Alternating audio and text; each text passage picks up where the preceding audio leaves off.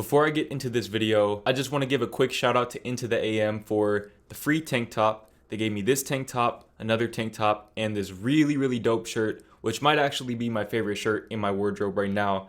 And I'm not just saying that because I'm a commission-based affiliate. I actually genuinely enjoy their clothing. It's very high quality stuff, which I know you guys obviously can't tell that from your computer screen, but just take my word for it. Like I said, I'm a commission-based affiliate. They're not paying me for this sponsorship. Okay, this is coming from my own mouth, my own experience. There's a reason why I'm wearing the stuff that they give me, and there's a reason why I've continued my relationship with that company even after, I became a commission-based affiliate. So, with that being said, use code GreenXJordan and click the link in the description for 10% off. Now, the first dilemma is from Baby Pluto 721. Me and this girl I know have just recently started dating, and we made a month a couple of days ago. We only hung out twice, but talk on the phone almost every day and even fall asleep on the phone together. The only problem is that whenever I try to make plans with her to hang out, she never goes through with them. She told me time and time again that she really wants to see me and that she still loves and cares about me, but I'm just confused. We've been through so much in such a short amount of time together. Her friends and some of her family know me, and we even made TikToks together on her page that ended up blowing her up. I don't want to give up on this girl, and I can tell she's still in love too. But what do I do? She's still scared about letting me all in, but last night I finally got her to open up to me, and she ended up crying about all of the things that have been going on with her family. I put so much time into her, and I don't want to either. But waiting this long to see her is just making it harder for me. I just want to start this off by saying that I've been in a very similar situation to that on multiple occasions actually, where, there's seemingly this very strong connection through text, through, FaceTime, things like that. But then the girl is very hesitant or very flaky when it comes to linking up in real life. Now, obviously you're in a slightly different situation because it's your girlfriend. And it seems like she's at least given you some type of clarification as to why she's being the way that she's being, okay? Which I don't think that that's an excuse, in my opinion. If she's not really in a space to be seeing you in real life and you're not long distance, then maybe she's not ready to be in a relationship. That's the way that I view it, because what's the point of being with somebody if you're not going to see them? Unless you're in a long distance relationship, there's literally no point. There is literally no point. It sounds like she kind of needs to sort through those issues on her own if she's not going to let you in to help her. Okay, which is not necessarily your responsibility to help her either, because, she's shutting you out. So you shouldn't feel obligated to do that. Which, even if you do, I'm sure that you love this girl very much. Still, I still feel like she can't have it both ways. So she needs to take it upon herself to open up more to you and allow you guys to develop that relationship to where you can really, make a positive impact in her life beyond what you already have. Because it's very hard to do that if you're not seeing her in real life on a consistent basis. I don't think that that's healthy for the relationship. Now, I don't know how old you guys are. If you're teenagers, obviously this changes a little bit because I can't expect you guys to show the same level of maturity that I would at age 21. But just generally speaking, don't accept anything less than what you deserve. And I think you deserve better than to be shut out by the one person that you're committing yourself to. The next dilemma is from Anthony Joshua. I have important exams coming up and I have trouble studying. I always seem to procrastinate when trying to study. Any tips? Really, it comes down to discipline. It really comes down to discipline. There's no way around that. Okay, I know that sometimes, especially if you don't like school, it can be hard to find motivation to study. You have to be disciplined. Okay, you have to set aside time every day. Time block it. Tell yourself that from 10 o'clock a.m. to noon, you are going to study that topic. No distractions. Turn your phone off. Okay, you would think something so simple wouldn't really make that much of a difference. But I promise you it does. If you turn your phone off and you put it in another room and you have nothing else to do except the task at hand, you'd be surprised at how much you can actually get done. You would be really surprised. Now, if that doesn't work, then maybe what you should try doing is, I forgot the method, I forgot what it's called, but basically you study very intensely, okay, intense focus for like 40 minutes at a time. And then the last 20 minutes of the hour, you do whatever you want. You watch a video, watch a Jordan Green video. You can play video games. You can go play basketball. You can do whatever you want for those 20 minutes. And then the next 40 minutes, you study again. Intense focus. Okay, but it all depends on the way that your brain processes information, because for some people, obviously, you're not going to be able to just sit there and absorb information for 2 hours straight. Okay, you're going to hit that plateau and you're going to stop retaining the information that you're taking in. So just make sure that you know the way that your mind works personally. And from there, you can take the best course of action.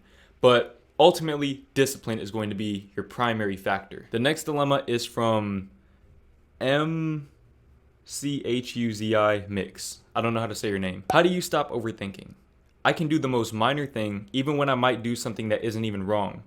And 100% sure it is, but my mind tricks me into thinking I'm wrong. I'm no stranger to overthinking.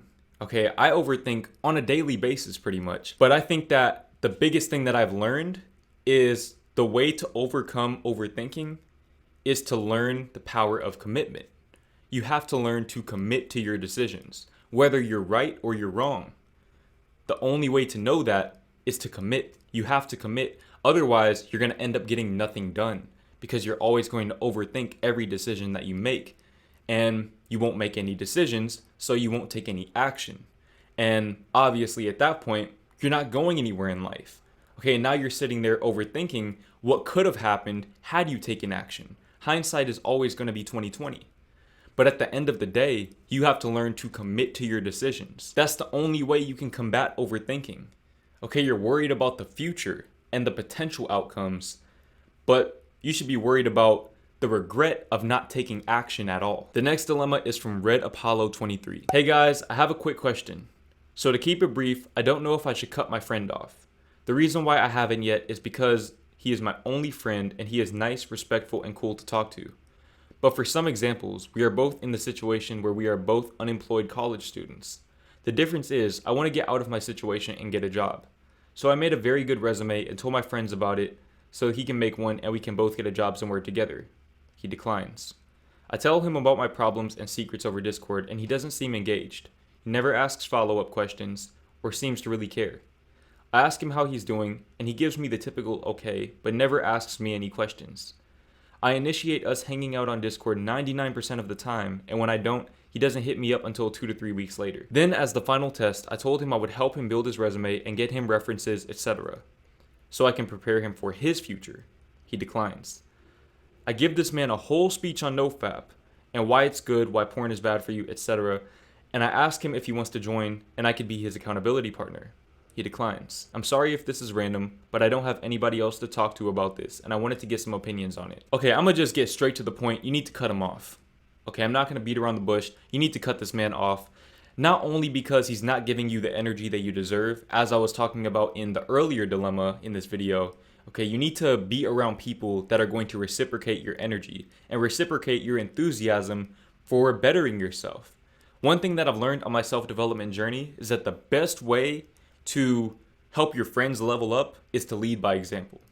Okay, if you lead by example, if you show them that it's possible and they choose not to follow your example from there is nothing that you can tell them, there's nothing that you can show them that will change their minds. Okay, because at the end of the day, if somebody can see the results right in front of them and still not feel inspired to take action on themselves and improving their lives, you can't do anything for them. There's nothing you can do for them at that point. So really, my philosophy, and I know I have a lot of people that deal with this, okay? I get a lot of emails about this topic, about cutting people off, along your self-development journey. Because it can be very lonely. It can be a very isolating time, especially in terms of spiritual growth. Okay, you're going to leave a lot of people behind. That doesn't mean that you're going to become better than them, but basically, you're going to be on a different wavelength that they can't relate to. That's perfectly fine. Okay, sometimes you outgrow people. But also, like I said, sometimes people will follow your example. And those are the people that you should keep in your life.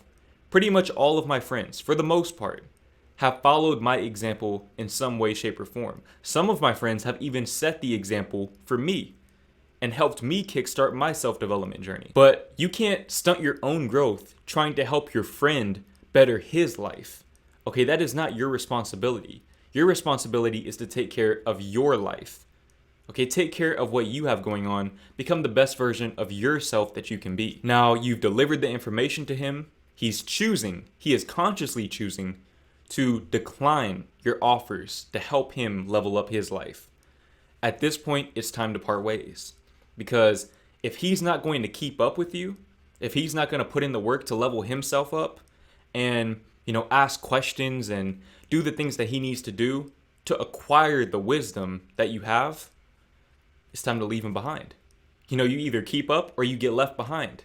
And that's okay. Like I said, that doesn't mean that you're better than him. It just means that you're on a different wavelength now. And if you try to force that friendship, it's going to create a lot of friction. You're going to start to hold resentment towards him because he's not doing the things that you see him doing in your mind. He's not living up to your expectations and vice versa. So, really just cut off that friendship while you're ahead and preserve your peace of mind. And the universe will surround you with other people who are on that same wavelength.